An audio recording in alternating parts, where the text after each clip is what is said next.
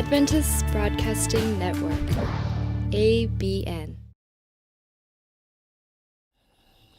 또 이렇게 후미진 곳으로 이렇게 여러분들이 이렇게 참석을 해주셔서 저희로서는 얼마나 감사한지 모르겠습니다.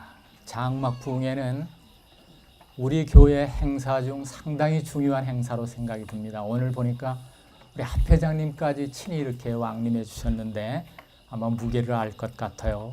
근데 한없이 부족한 제가 말씀에 위탁을 했습니다. 큰 부담을 안고 지난 몇 주 동안 많이 이렇게 걱정을 했어요. 요새는 나이 든 사람들 많이 뒤로 처집니다. 경건하고 유능한 젊은 목사님들이 이렇게 사양을 하셔서 제가 이 자리에 서게 돼서 한편으로는 송구스러운 마음도 있습니다. 이번에 저는 여러분들과 동행이라고 하는 그런 제목을 좀 택해봤어요. 이것을 택한 데는 제가 살면서 느낀 것이 참 많아서 혹시 여러분들도 저와 같은 이런 생각을 하시지 않았나 하는 그런 생각에서 제목을 동행이라고 이렇게 정해봤습니다. 창세기를 읽으면 첫머리에서 인간 창조에 대한 이야기가 나옵니다. 하나님께서 인간을 창조하실 때 얼마나 정성을 쏟으셨는지 우리는 창세기를 읽으면서 감동을 받을 수밖에 없습니다. 하나님께서 빛을 창조하시고 하늘과 땅을 창조하시고 또 숲과 나무를 창조하시고 온갖 종류의 동물들을 창조하셨습니다. 이렇게 아름답고 편안한 보금자리 그런 것을 만드신 후 그 어떤 피조물보다도 하나님의 자신의 모습을 닮은 최고의 걸작품인 사람을 창조하셨어요. 그런데 하나님께서 이렇게 정성을 쏟으셔서 자기의 형상대로 사람을 만드셨는데 도대체요, 그 이유가 무엇인가 이것입니다.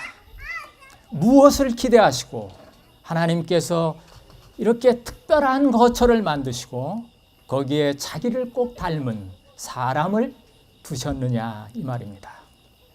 저는 개를 2마리 기르고 있습니다. 아마 한 마리가 지금 여기 얼쩡얼쩡거릴지 모르겠어요. 한 녀석은 사람이 오면 가끔 너무 험하게 이렇게 지저대서 지금 묶어놨습니다. 근데 사실 저는 요새 개를 기르는 재미에 푹 빠져 있습니다. 저는 개와 산책도 하고 같이 앉아서 이야기도 합니다. 뛰기도 합니다. 개에게 먹이를 주기도 하고 집을 지어주기도 합니다. 그런데 제가 개를 기르는 것은 오직 개가 불쌍해서 기르는 것이 아니에요. 순전히 개의 행복만을 위해서 기르는 것이 아닌 것을 갈수록 느끼고 있는 것입니다.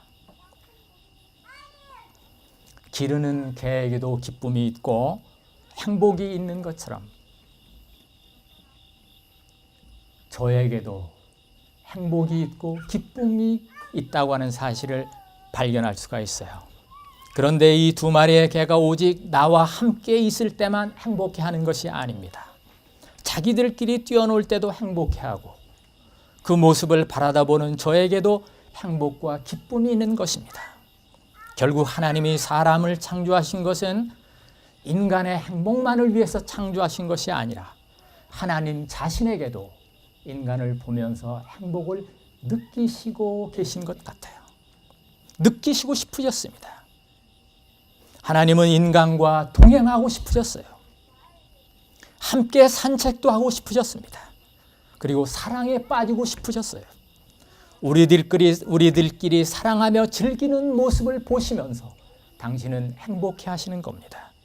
그래서 이번에 하나님과 함께 동행하면서 하나님을 행복해 해드리고 하나님을 기쁘게 해드리고 그리고 하나님의 품으로 안겨버린 에녹을 생각해 보았습니다.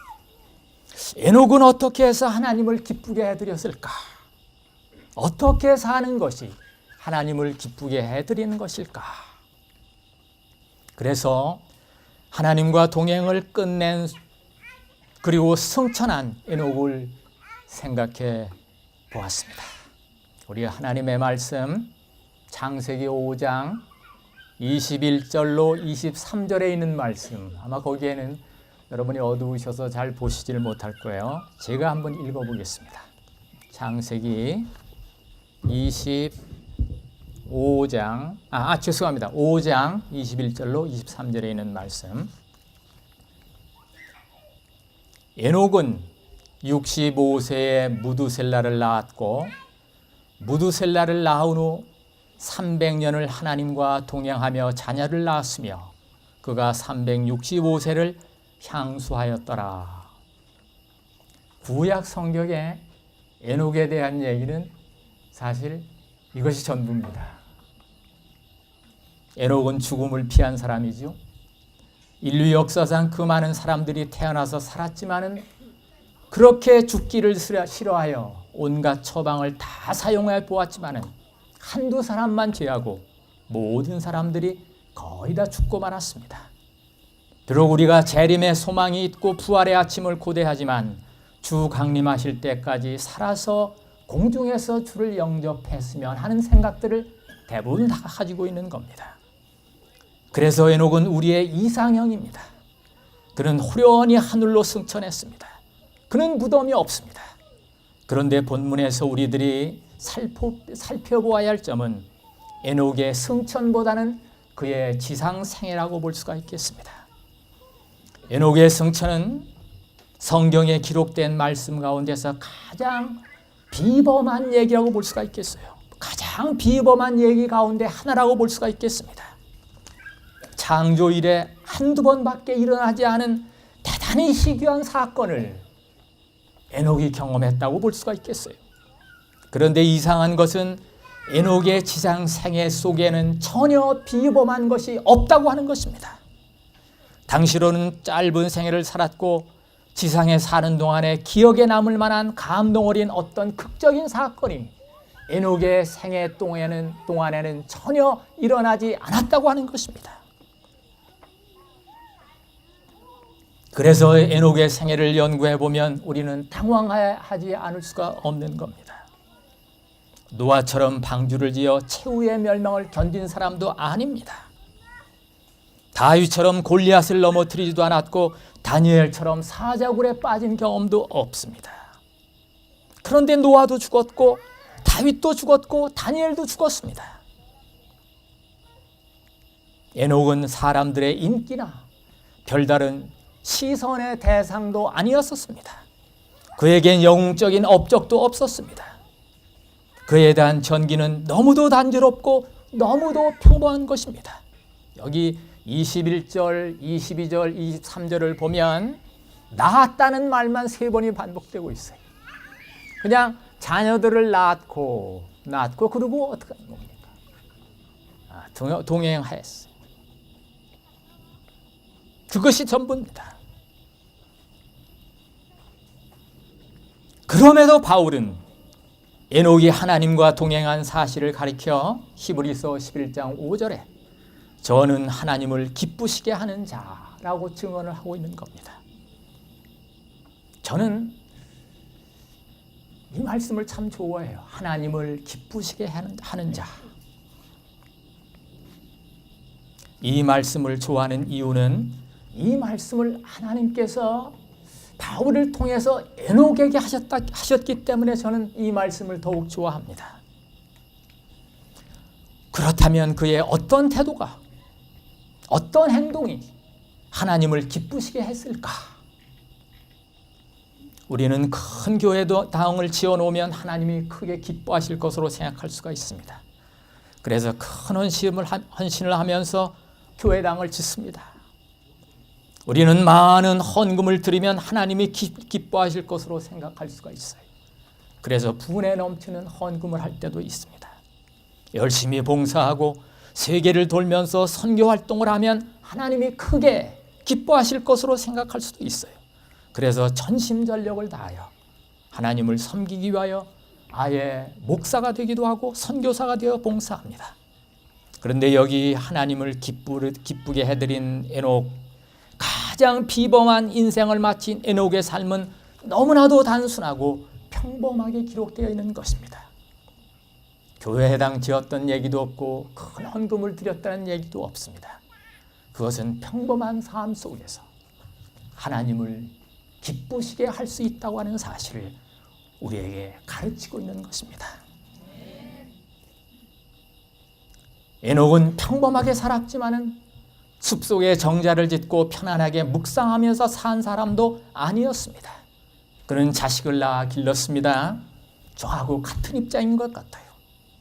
자식을 낳아 기르는 것도 하나님을 기쁘시게 하는 일이라고 하는 사실인 겁니다. 자식이 잘 되기를 바라는 부모의 마음이 곧 하나님의 마음입니다. 자식을 키우면서 기저귀를 갈고 젖을 먹이고 그를 기르는 데 필요한 일용품을 구하는 것도 하나님을 기쁘시게 하는 일이라고 하는 것입니다. 평범한 삶 속에서 하나님을 기쁘게 할 수 있다는 사실, 이것은 매우 중요한 것이라고 생각을 합니다. 그래서 우리 하나님께서는 가능하면 많은 인간들에게, 인생들에게 평범한 삶을 많이 주셨어요. 우리가 가만히 이렇게 우리의 삶을 살펴보면 우리 삶 속에 비범한 일, 기적과 같은 일, 탁월한 일, 그런 것들이 많지가 않은 것입니다.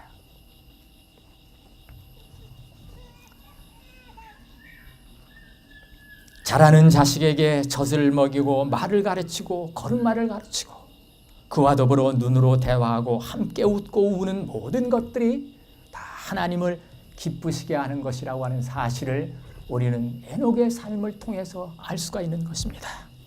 그는 무두살라를 낳았고 300년을 자녀를 낳았습니다. 그에게 자손이 수두룩했을 것입니다. 혼자라고 더 경건하게 살 수 있는 것도 아니고 결혼해서 자식들을 기른다고 해서 하나님과 동행이 힘든 것도 아닌 것입니다. 신앙생활을 잘하려면 좋은 환경이어야 한다고 생각할지 모르겠습니다. 그래서 저마다 매일 조용한 곳에서 성경을 묵상하고 기도하면서 살기를 바랍니다. 그저 자기를 괴롭히거나 힘들게 하는 것들이 없는 곳에서 마음에 맞는 사람들과 하나님만 상대하면서 마음 편하게 살고 싶은 욕망, 그것이 우리들의 기대라고 볼 수가 있겠어요. 그리고 무슨 특별한 능력을 받고 거룩한 삶을 살려면 기도원이나 수도원에 들어가야 한다고 생각들을 할 수가 있습니다. 하지만 에녹은 정상적인 삶을 살았습니다. 그는 직업을 가지고 세상 안에서 살았습니다. 아내를 맞이했고 자식을 낳았습니다. 이것이 하나님을 기쁘시게 한 것이었습니다. 처음 아담을 만드신 하나님은 하와를 지으셨으며 그와 함께 살면서 생육하고 번성하라고 말씀하셨어요. 다시 말하면 지극히 평범하고 정상적인 활동을 하면서 하나님을 섬기라는 말씀입니다. 하나님을 더 잘 섬긴다는 명목으로 평상시에 정상적인 생활을 소홀히 하는 것은 옳지가 않은 것입니다. 하나님과의 동행은 내 인생의 모든 구석에서 이루어져야 합니다. 교회 생활, 직장 생활, 가정 생활, 그리고 사회 생활, 모든 것들을 포함합니다. 부조와 선지자 74페이지에 보면 이런 말씀이 있습니다. 에녹이 하나님과 동행한 것은 황홀경 속에서나 이상 중에서가 아니라 그의 일상 생활의 모든 의무를 행하는 데 있었다라고 말씀했어요. 모든 일상 생활 속에, 그 속에서 그는 하나님과 동행을 했다고 말씀하고 있습니다. 에녹은 아버지와 남편과 직장인으로 살았습니다. 그는 그의 모든 영역에서 하나님과 동행했습니다. 메마른 골짜기에서도 푸른 초장길에서도 하나님과 동행했습니다. 이것이 365년을 에녹이 하나님과 동행했다는 말입니다. 저는 여기에서 에녹이 하나님께서 이렇게 데려가실 때 365년을 딱 살고서 하나님께서 그를 하늘로 데려가셨어요. 365년, 그것은 어쩌면 365일을 상징할 수가 있는 것입니다. 이 12달 매일 매시간 그런 하나님과 동행을 했습니다. 우리가 하루를 돌아볼 때 대부분 시간들 잠자는 시간입니다. 그런 잠자는 시간에도 하나님과 동행했어요. 여러분, 우리가 기도를 드리고 달게 잠자면 그것도 하나님과 동행이라고 볼 수가 있는 것입니다. 먹는 시간도 많이 보냈을 거라고 생각합니다. 앞에다가 음식을 놓고 감사의 기도를 드리고 달게 먹으면 그것도 하나님과 동행이라고 볼 수가 있는 것입니다. 그래야만 365일을 12달을 매일을 매순간을 하나님과 동행할 수 있다고 볼 수가 있는 것입니다. 그렇다면 우리가 사는 날 동안 쉼없이 하나님 말을 의식하고 하나님만을 쳐다보고 그분만 대화하고 그분의 손만을 붙들고 그분만 우리가 감정을 나누면서 애정을 나누면서 사는 것을 하나님과의 동행이라고 할까? 여러분, 만약 그렇다면 하나님이 만약 그것을 원하셨다고 할 것 같으면 하나님께서는 조폭의 부하들처럼 무조건 복종하고 쉴 새 없이 섬겨야 하고 굽신거려야 하는 어쩌면 부리는 종들로 만드셨을 것입니다. 동행은 거느리고 가는 것이 아닙니다. 하나님께서는 우리 옆에 거느리시기를 원하시는 것이 아닙니다. 그렇게 창조한 것이 아닙니다. 수행원으로도 우리를 창조하지 않으셨어요. 하나님이 이렇게 가시는데 그저 없어도 좋고 있어도 좋은 수행원으로 하나님께서 사람을 만드신 것이 아니라고 하는 것입니다. 하나님께서는 동행하시고 싶으셔서 같이 가시고 싶으셔서 사람을 만드신 것입니다. 동행은 서로에게 의지가 됩니다. 서로에게 요긴한 것입니다. 우리도 행복하고 하나님도 행복하시라는 겁니다. 동행하면서 우리는 하늘의 별들을 볼 수가 있고 동행하면서 노래도 같이 부를 수가 있습니다. 동행하면서 장난도 칠 수가 있습니다. 서로 상대방을 웃길 수도 있습니다. 굳은 얼굴로 긴장된 채 제단 앞에 꿇어 엎드려 있어야만 한다면 우리는 365일을 버틸 재간이 없는 것입니다. 연금술사라고 하는 책이 있죠. 파울로 카헬로라고 하는 사람이 지은 아주 유명한 책입니다. 아마 여러분들이 이 얘기를 들으셨을 줄 믿습니다. 그 책에 보면 예수님의 어머니가 마리아가 예수님을 안고 한 수도원을 방문하게 됩니다. 방문한다는 소문이 떨어지자 수도원이 발칵 뒤집혔습니다. 모든 사람들이 모여서 예수님을 아련하기 위하여 섰습니다. 아기 예수께 경배하기 위하여 수도사들이 길게 줄을 섰습니다. 그들은 일생일대의 소중한 기회를 얻은 것이었어요. 어떻게 하는 것이 과연 이 아기 예수를 참되게 경배하는 것일까를 고민하면서 한 사람씩 예수님 앞으로 나아가는 겁니다. 어떤 수도사는 자기가 지은 성시를 예수님께 낭독해 올립니다. 음성을 가다듬고 가장 경건한 음성으로 운을 맞추어 예수님께 읽어드렸어요. 어떤 수도사는 그림으로 된 성경을 한 장씩 정성스럽게 넘겨가면서 예수님에게 보여드렸습니다. 어떤 수도사는 성인들의 이름을 쭉 적어와가지고 예수님 앞에서 하나도 빠짐없이 그 성인들의 이름을 외웠습니다. 쉽지 않은 일이었었습니다. 그런데 맨 뒤에 한 사람이 서 있습니다. 경건한 수도사들은 그가 그 경배의 줄에 선 것을 보고 모두 다 얼굴을 찡그렸습니다. 그는 수도의 경력이 짧기도 했지만 얼마 전까지 공마단에서 재주를 부리던 사람이었었어요. 모두 다 그 사람은 이번 이 경배의 대열에서 빠지기를 바랐던 겁니다. 10중 8구 실수할 것이 뻔하기 때문인 겁니다. 이런 의식은 매우 경건해야 하고 엄숙해야 하는데 잘못하면 경건한 분위기를 깰 수밖에 없는 거예요. 모두 다 지나갔습니다. 이제는 공마단 출신 수도사가 아기 예수께 경배를 드릴 차례가 된 겁니다. 사람들이 다 그를 조마조마 간을 졸이면서 쳐다보고 있으면 실수하지 않을까. 다른 사람들은 도대체 이 사람이 경배를 드리겠다는데 기분이 상하는 겁니다. 그들에게는 경배는 아무나 드리는 것이 아니었었어요. 오랜 기간 동안 공부해서 많이 실습해서 익숙한 태도로 한치의 오차도 없이 그 경배를 드렸으면 하는 생각들을 다 가지고 있었어요. 지금 이 순간은 예수님이 직접 왕림하신 겁니다. 그런데 이 수도사가 빠져주기를 바라는 이 수도사가 아기 예수 앞에 마침내 선 것입니다. 그는 드릴 것이 마땅치가 않습니다. 아기 예수께 진심으로 무엇인가를 드리고 싶었었는데 그는 다른 사람들이 하는 것을 보니까 자기는 그들처럼 할 수가 없었습니다. 그는 주머니에서 오렌지 3개를 꺼냈어요. 그리고 그것을 공중에 번갈아 던지기 시작합니다. 그가 늘 공마단에서 하던 재주였었습니다. 모두들 그러면 그렇지 결국 유치한 행동을 하고 마는구만 라고 생각하면서 얼굴을 붉혔습니다. 빠져주기를 바랐던 겁니다. 그런데 여러분, 이제까지 엄마 품에서 지루한 모습을 보이던 아기 예수의 시선이 공놀이하는 수도사에게 꽂히기 시작을 합니다.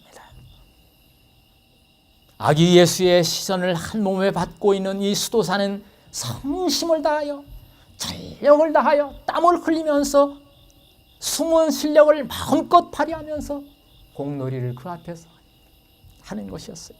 신기하듯 바라보던 아기 예수님이 손뼉을 치면서 처음으로 싱글벙글 웃기 시작합니다. 너무 기뻐하는 것이었어요. 지루하게 기도문을 듣고 성인들의 이름을 듣고 있던 어머니가 이 기뻐하는 예수님을 보고서 너무 기뻤어요. 그래서 어떻게 하는 겁니까? 안았던 그 아기 예수를 누구에게 안겨주는 겁니까? 이 공마단 출신 수도사에게 안겨주는 것이었어요. 한번 이야기를 하나 보라고. 아무도 예수님을 감동시킨 사람이 없었는데, 예수님을 웃게 만든 사람이 없었는데, 그가 예수님에게 감동을 주었고, 그 감동의 결과로 그는 예수님을 안아보게 된 것입니다. 오직 그만이 예수님을 안아보았던 겁니다. 믿음은 진심입니다.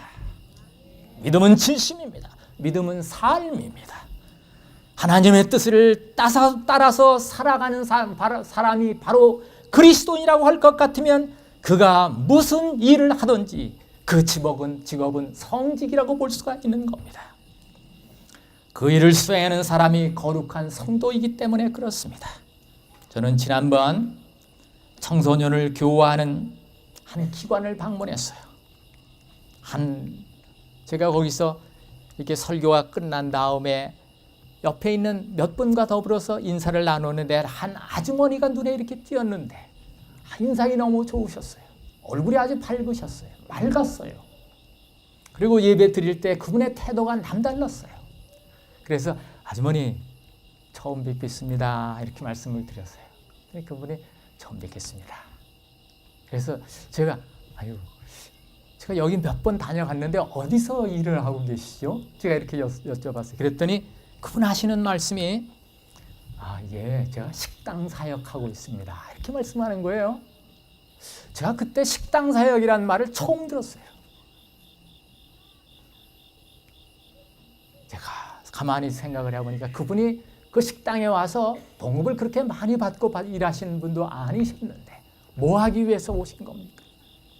사역하기 위해서 오시는 거였어요. 제가 그분의 태도를 보고 하는 행동들을 이렇게 보면서 어쩌면 그곳에서 매우 중책을 맡은 분보다도 더 큰 사역, 더 중요한 사역, 더 감동적인 사역을 하지 않는가 이렇게 생각이 드는 겁니다. 우리 여기 학교에도 우리 여기 우리 노래를 불러주신 형제가 여기 있을 때 많이 맞았다는 생각을 이렇게 얘기했는데 지금은 사실 여긴 폭행이 없어요. 그래서 우리 학생들 가운데서 우리 학교에 가장 중요한 홍보 자료 가운데 하나가 뭔가 하면 폭행이 없는 학교예요. 죄송합니다. 지금 다시 들어오면 아마 한 대도 맞지 않고 갈 거예요. 예.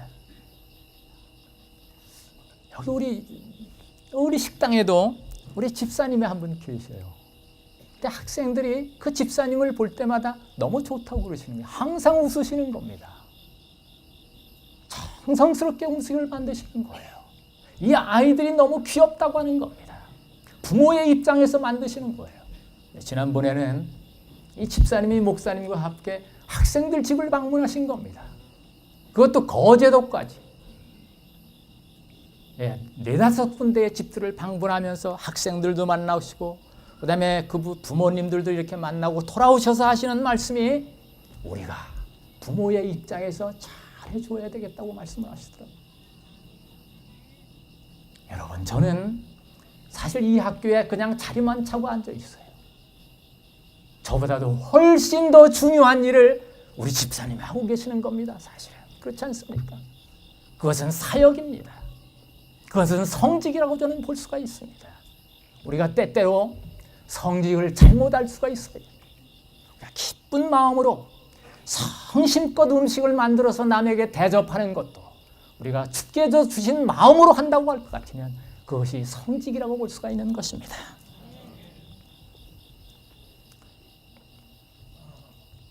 에녹의 24시간, 우리의 24시간과 다를 바가 없습니다.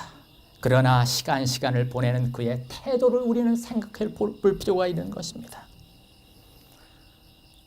저는 전에 우리 학교에 있을 때 특별히 목회를 지방하는 학생들에게 늘 간곡한 바람이 하나 있었어요. 그것은 목사가 되기 전에 사람이 됐으면 하는, 사람이 되거라 라고 하는 그런 말을 그들에게 하고 싶었습니다. 지금도 저는 어린 학생들에게 자네들이 장차 어떤 꿈을 가졌든지 간에 먼저 사람이 되라란 말을 자주 합니다. 저는 제 아들에게도 그렇게 당부합니다. 아침에 기쁜 마음으로 일어나서 이불을 개는 것, 말끔하게 개는 것, 이것도 하나님과 동행입니다. 그리고 하나님께서 창조하신 이 얼굴을 깨끗하게 씻고 그리고 양치질을 하고 그리고 어떻게 하는 겁니까? 사람들을 기쁜 마음으로 만나는 것도 하나님과 동행입니다. 그렇게 해야만 에녹이 24시간, 365일, 365년을 하나님과 동행할 수가 있었던 겁니다. 얼마 전에 뉴스위크지에 이런 게 났어요. 한 잡지에 이런 게 났습니다. 20세기 스포츠팀 가운데서 정말 가장 기억에 남을 만한 그런 스포츠팀이 어떤 팀이었는가, 이것을 그 잡지사에서 뽑았어요. 뽑고 보니까 UCLA 농구팀이었어요. UCLA 농구팀은 전국에서 최고 1등을 10년 동안을 했대요. 매년 10년 동안을 이렇게. 근데 어떤 해에는 7년 동안을 계속해서 UCLA가 농구팀이 계속해서 1등을 했다는 겁니다. 최우수를 했다고 하는 겁니다.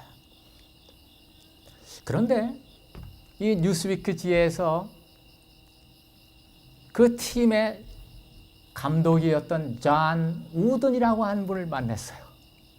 그분이 있었을 때 10년 거쳐서 계속해서 1등을 했다는 겁니다. 그래서 이분에게 특별한 무슨 작전이 있지 않았었는가, 이렇게 해서 인터뷰를 했습니다. 어떻게 해서 UCLA가 그런 팀이 됐습니까? 어떻게 10년 동안을 계속해서 미국 전역에서 그렇게 훌륭한 팀을 유지할 수 있었습니까? 이렇게 얘기해서 그 가운데 팀의 인원들이 바뀌기도 했고 또 상황도 많이 바뀌었을 텐데 어떻게 10년이 넘도록 그렇게 했습니까? 라고 물었어요. 그랬더니 그분이 그런 말을 했어요. 가장 중요한 것은 매우 작은 것이더군요. 이렇게 말씀했어요. 가장 중요한 것은 아주 작은 것이었다고 이렇게 말을 하는 겁니다. 저는 선수들이 이렇게 들어오면 먼저 신발과 양말을 잘 신는 법을 가르칩니다. 특별한 무슨 작전이 있거나 그런 줄 알았어요. 그런데 뭐를 기본입니다. 선수로서의 기본 태도만 잘 되면 그 다음엔 그 위에다가 든든한 집을 질 수가 있는 겁니다. 밑이 흔들려요. 태도가 잘못되어 있습니다. 기본이 잘못되어 있으면 그 위에 아무리 훌륭한 집을 짓는다 하더라도 그것이 오래 갈 수가 없다고 하는 것입니다. 높이 쌓을 수가 없다고 하는 겁니다. 그래서 저는 선수를 뽑은 다음에 그에게 가르치는 것을 처음에 운동화 신는 법, 양말 신는 법을 가르칩니다. 그러면 그것을 어떻게 이렇게 신으라고 이렇게 얘기를 해주면 그 다음부터는 자기들이 다른 것들도 그런 성심을 가지고 일을 해나갑니다. 이렇게 얘기를 했어요. 지극히 작은 것에 충성한 자. 그런 사람이 어떤 사람이라고 그랬죠? 큰 것에도 충성한다고 그랬습니다. 감추인 보화 얘기를 여러분 들으셨습니까? 마태복음 13장에 보면 그 말씀이 기록되어 있습니다. 어떤 신실한 농부가 남의 밭을 갈고 있습니다. 그동안 많은 농부들이 그 밭을 갈아주었지만은 남의 밭인지라 대강 갈아주었는지 모르겠어요. 그런데 그 사람은 비록 그것이 남의 밭이었지만은 성심을 다해서 가른 거예요. 그 밭에서 많은 수확을 기대하면서 깊이 그리고 천천히 갈았습니다. 구석구석 감사한 마음으로 갈았어요. 그러다가 남들이 찾을 수 없던 보화를 발견하게 됩니다. 남의 밭을 이런 태도로 가는 것, 그것이 바로 주님과 동행하는 것이라고 볼 수가 있겠습니다. 이 농부는 늘 주님과 동행하다가 사실은 그날 보화를 그날 발견한 것이 아니죠.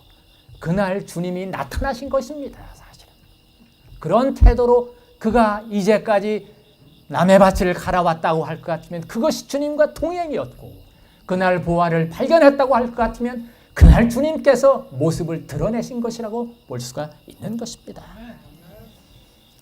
직장에서 이런 태도로 일하는 것, 이것이 바로 주님과 동행하는 것입니다. 어떤 회사를 운영하시는 한 장로님이 제게 그런 말씀을 하셨어요. 저는 꼭 우리 교인을 쓰려고 고집하지는 않습니다. 매우 이렇게 부드럽게 말씀을 하셨는데 그 말씀 속에는 의미가 있는 것을 발견할 수가 있었어요. 신앙, 그것은 삶입니다. 그렇죠? 그 삶은 우리 삶 속에 있는 모든 분야들을 다 포함하고 있는 것입니다. 교회만 포함하고 있는 것이 신앙이 아니라고 하는 것입니다. 자기가 맡은 일이 무엇이든지 간에 성심을 다하면 그것이 주님과 동행하는 것이고, 자기의 유익을 우선으로 두지 않고 상대방을 배려하고 그의 유익을 바라는 마음으로 일하는 것이 바로 주님과 동행하는 것이라고 볼 수가 있겠습니다. 왜 그럴까요? 그러니까 마태복음 25장 33절 이하에 보면 여러분들이 잘 아는 말씀이 있습니다. 주께서 오실 때 모든 민족을 모으신 후 그들을 두 부류로 나누시고 오른편에 있는 사람들에게 매우 의미 있는 말씀을 하시죠. 내 아버지에게 복받을 자들이여, 너희를 위하여 예비한 나라를 상속하라. 그렇게 말씀하시죠. 그리고 하나님의 나라를 상속받을 자리에서 이렇게 말씀을 하신 겁니다. 너희들이 내가 줄일 때 너희가 먹을 것을 주었고, 목마를 때 마시게 하였고, 나그네 되었을 때 벗었을 때, 그러면서 그분은 내가 줄였고 내가 목말랐고 내가 벗었다고 말씀하신 겁니다. 주님께서는 여러분 참 감사합니다. 내가 어려울 때 여러분의 도움이 참 컸어요. 너무 감사하지요. 이렇게 말하는 것이죠. 하나님의 나라를 상속받는 엄숙한 자리에서 상속자들은 너무나 뜻밖의 말씀을 듣고 황송해합니다. 주님 잘못하시는 것 아닙니까? 우리는 주님을 직접 뵙고 그런 자선을 한 기억이 없습니다.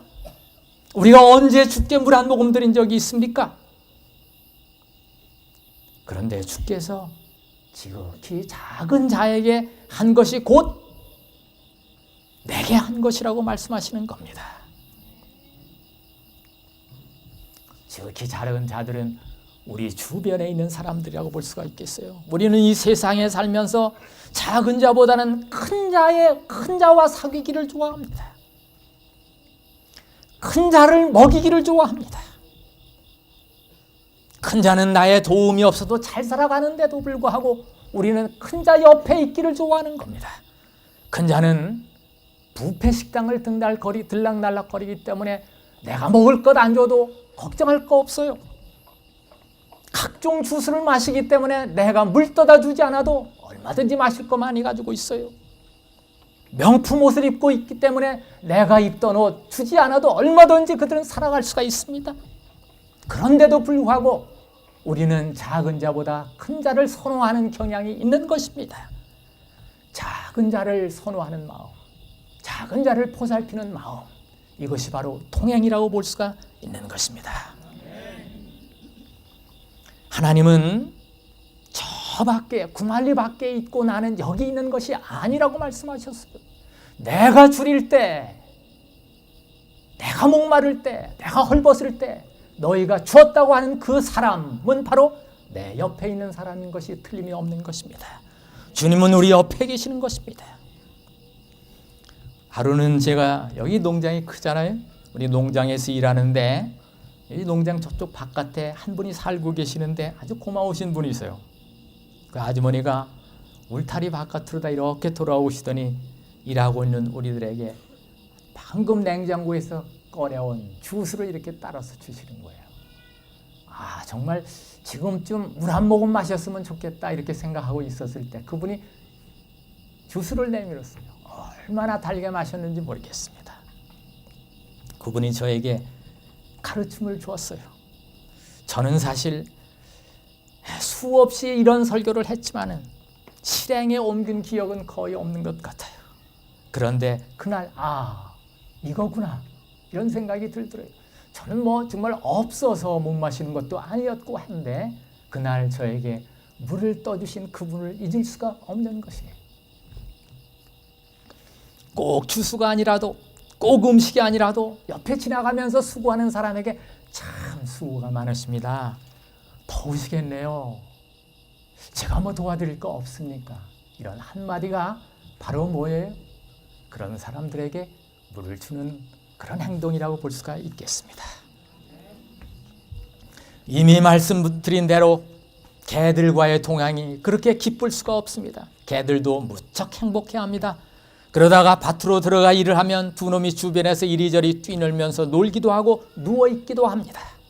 저는 그 개들이 제 앞에서 저의 눈을 따라 움직이며 발을 주고 몸을 비빌 때도 좋지만은 더 보기 좋을 때는 두 마리가 같이 제 앞에서 재미있게 뛰어노는 모습을 엉겨서 장난을 치는 그런 모습, 둘이 함께 달리는 그런 모습을 보는 것이 훨씬 더 행복을 느끼는 겁니다.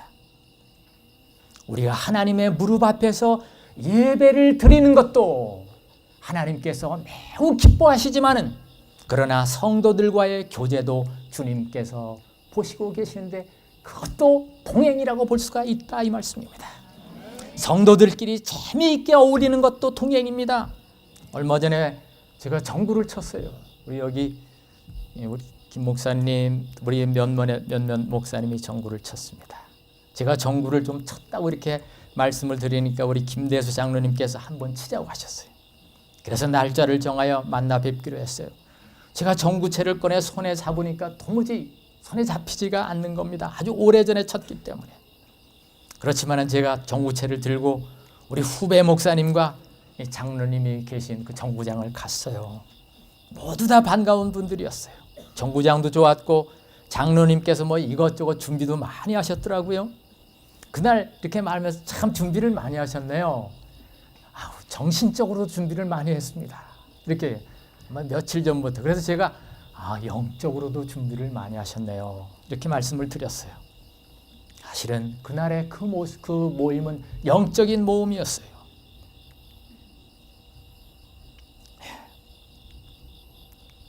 우리끼리 모여서 재미있게 노는 것도 하나님께서 보실 때 기뻐하시는 동향이라고 볼 수가 있는 것입니다.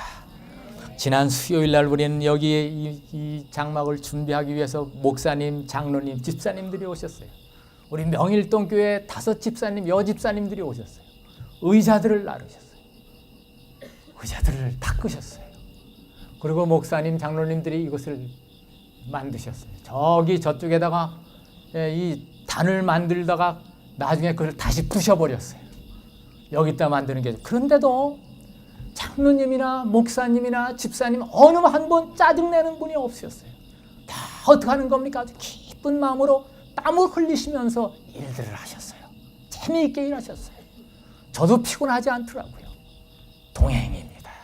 주님과의 동행이라고 볼 수가 있겠습니다. 우리 성도들이 모여서 재미있게 노는 것도 동행이라고 볼 수가 있겠습니다. 그날 정부 친 목사님들 정말 죄송했어요. 저하고 같이 친 모든 분들이 다 패했어요. 저는 3전 3패를 했습니다. 그런데 집에 돌아와서 참 기분이 좋았어요. 모처럼 그렇게 뛰고 목사님들과 장로님과 같이 이렇게 뛰면서 놀다가 이렇게 돌아오니까 기분이 참 좋았어요. 하나님께서도 그러실 거라고 생각을 합니다.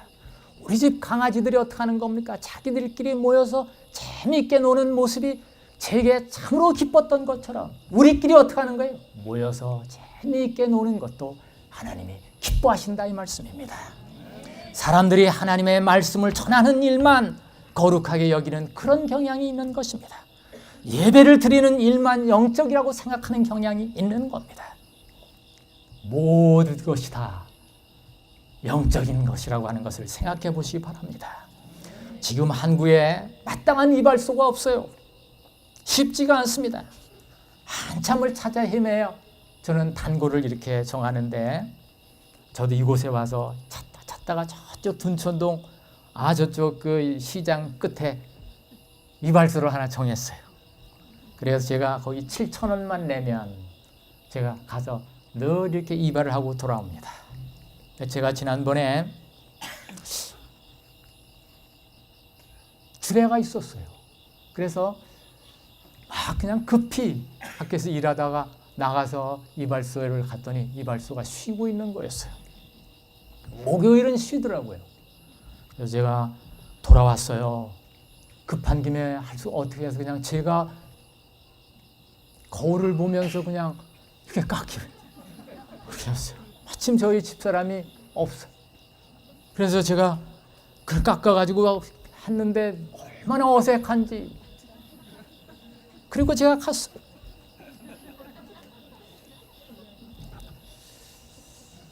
그런데 지난번에 또 호탕을 한번 쳤어요. 그때도 제가 거의 이발을 해야 될 형편이 돼서 거길 찾아갔는데 목요일이었어요. 인근의 모든 이발소를 다 찾아가는 다 휴려. 집에 들어와서 급한 김에 제 아내에게 부탁을 했습니다. 조심스럽게 한참을 깎았어요. 그런데 머리를 보니까 참 어색한 겁니다. 양쪽이 고르지를 못해요. 저는 이 경험을 통해서 하나의 사실을 깨달은 게 있어요. 사람의 머리를 깎아주는 직업이 얼마나 귀중한 직업이라고 하는 사실을 그날 느꼈습니다. 단지 먹고 살기 위해서 남의 머리를 만진다고 하면 이 직업은 따분한 직업일 수가 있지만 사람의 머리를 가꾸어 주는 거예요. 그리고 아름답게 단장시켜주는 겁니다. 이것은 말할 나위 없이 성직이 될 수 있다고 하는 겁니다.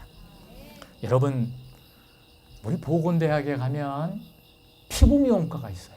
제가 처음에 그 대학에 이렇게 딱 갔을 때 정말 제가 이거 어떻게 할까? 학생들이 아침에 등교하는데 머리 색깔이요 다 달라요.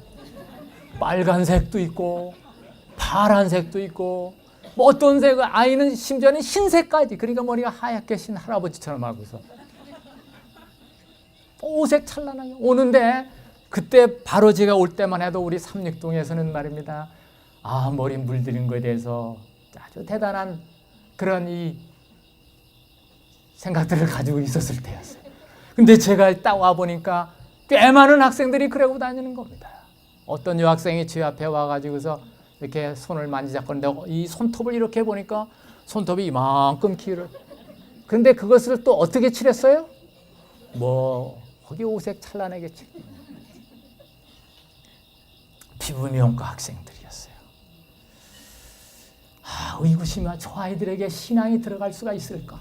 이렇게 생각을 했어요. 그런데요, 제가 거기 가서 일하면서 우리 민 목사님도 아마 그걸 느끼셨을 거예요.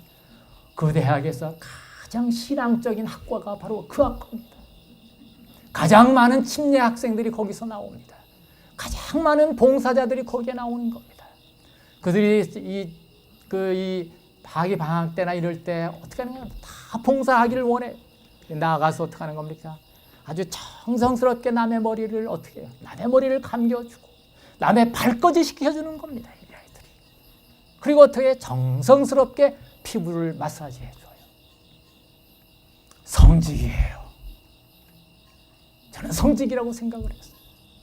우리가 하나님께서 우리에게 주셨던 그 사랑스러운 마음, 정성스러운 마음을 가지고 사람들을 섬긴다고 할 것 같으면 누구든지 우리는 다 성직자가 될 수 있다고 볼 수가 있겠습니다. 오직 너희는 택하신 족속이요 왕같은 제사장이요 거룩한 나라요 소유된 백성이니. 베드로전서 2장 9절에 있는 말씀입니다. 너희는, 우리 모두가 다 하나님의 누구란 얘기입니까? 제사장이라고 말씀을 하셨어요. 이 말씀은 모든 그리스도인들이 하나님 앞에서 제사장 즉 성직자임을 밝히고 있는 것입니다. 모든 주님을 믿는 자들은 성직자입니다. 그들은 모두 성도이기에 그들이 가진 직업이 성직이라고 저는 말할 수가 있어요. 무엇을 위한 성직입니까?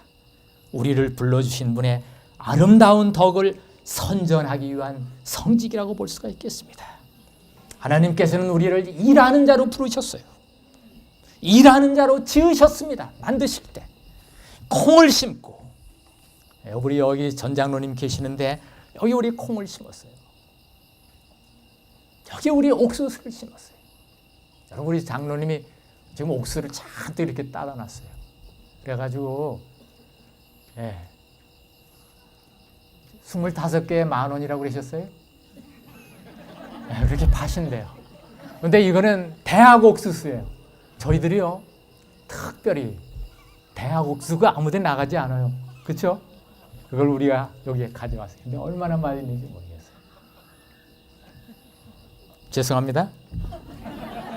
그런데 우리 장로님이 옥수수를 얼마나 정성스럽게 심으시는지 몰라요.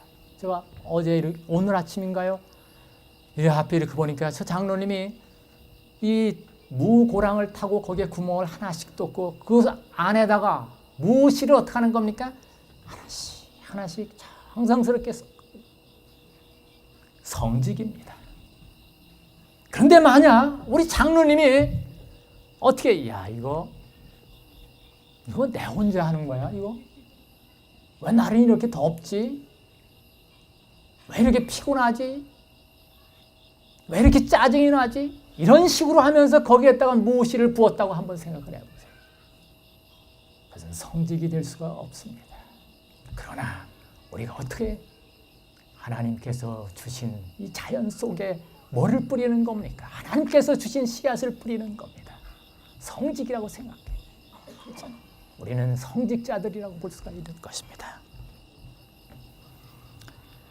하나님은 우리에게 콩을 심을 수 있도록, 거래처에 전화를 할 수 있도록, 아이들에게 숙제를 가르칠 수 있도록, 국수를 삶을 수 있도록 그렇게 만드셨어요. 하나님은 우리에게 글을 쓸 수 있도록 만드셨어요. 악기를 연주할 수 있도록 만드셨고 페인트 칠을 할 수 있도록 만드셨습니다. 그렇게 하기 위해서 하나님께서 우리에게 손과 발을 주셨어요. 두뇌를 주셨습니다. 하나님께서 주신 이런 달란트들을 성심을 다하여 사용하는 것, 이것이 주님과 동행이라고 저는 생각을 합니다. 기업이라고 하는 것은 주님의 아름다운 덕을 나눌 수 있는 기업가라고 볼 수가 있는데 그 기업을 통해서 그렇게 할 수가 있는 것입니다. 선생님들, 교단에서 자신의 지식을 통해서 주님의 영광을 드러내는 성직자들이라고 볼 수가 있는 것입니다. 이용사, 미용사들도 마찬가지죠. 자신의 기술을 통해서 하나님의 사랑을 전해주는 성직자들이라고 볼 수가 있는 것입니다.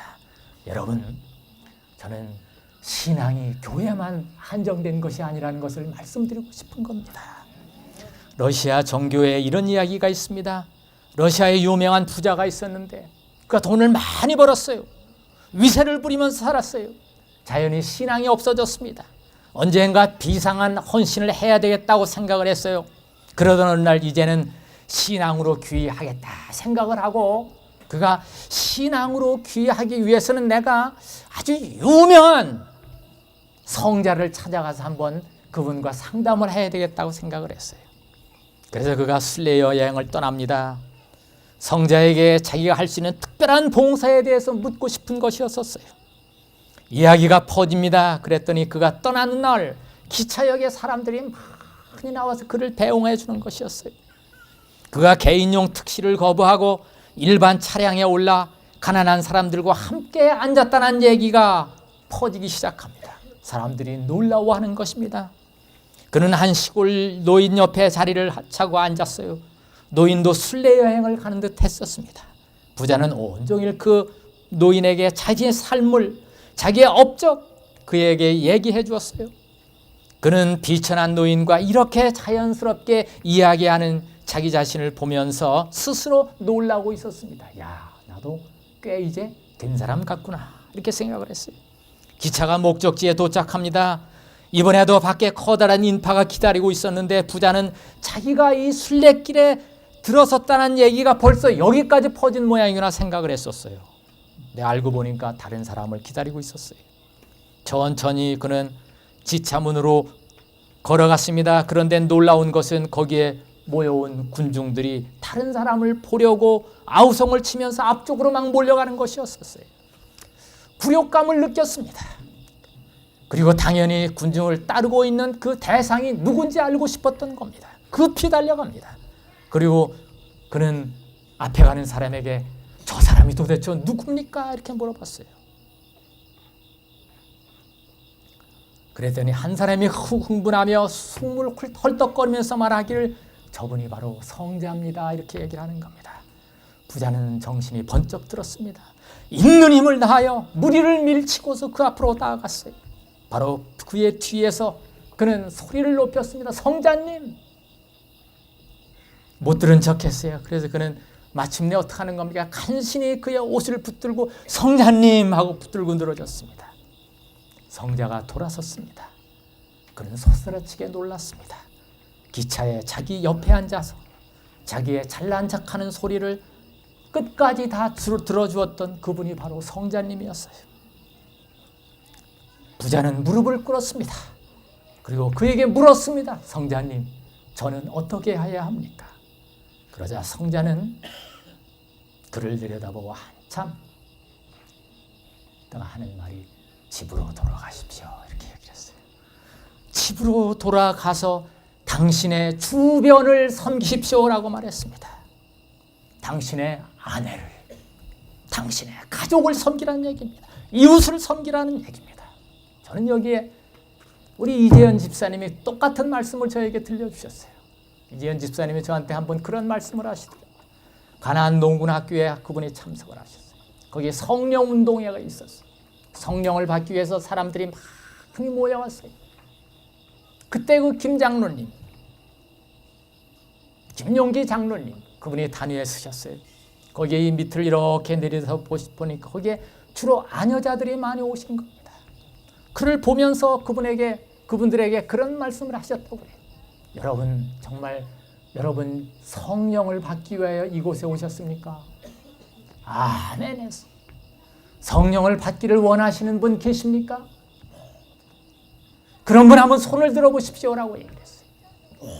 모두 다 손을 들었어요. 그랬더니 장로님께서 하시는 말씀이 그렇다면 집으로 지금 돌아가십시오라고 말씀하셨다는 겁니다. 저는 그 장로님 대단한 장로님이라고 생각했어요. 집으로 돌아가십시오. 가서 아이들에게 젖을 먹이십시오. 가서 남편들에게 밥을 해주십시오. 가서 아이들을 잘 돌봐 주십시오. 이렇게 말하면서 그렇게 했다고 하는 거. 어디서 시작한다고 하는 얘기입니까? 성령은 살면서 자기 주변에서 시작한다고 하는 거. 평범한 삶이야말로 하나님과 동행하는 최적의 삶임을 에녹을 통해서 우리는 배울 수가 있습니다. 우리는 길 잃은 영혼을 예수 그리스도에게로 인도할 뿐만이 아니라 가사에 전념하고 직장에서 일하며 제품을 생산하고 아름다운 예술품을 만들 때에도 하나님과 동행하는 동행자임을 잊어서는 안 될 것입니다. 성경 말씀 하나 보고 마치도록 하겠습니다. 시편 131편 1절에 있는 말씀입니다. 제가 읽겠습니다.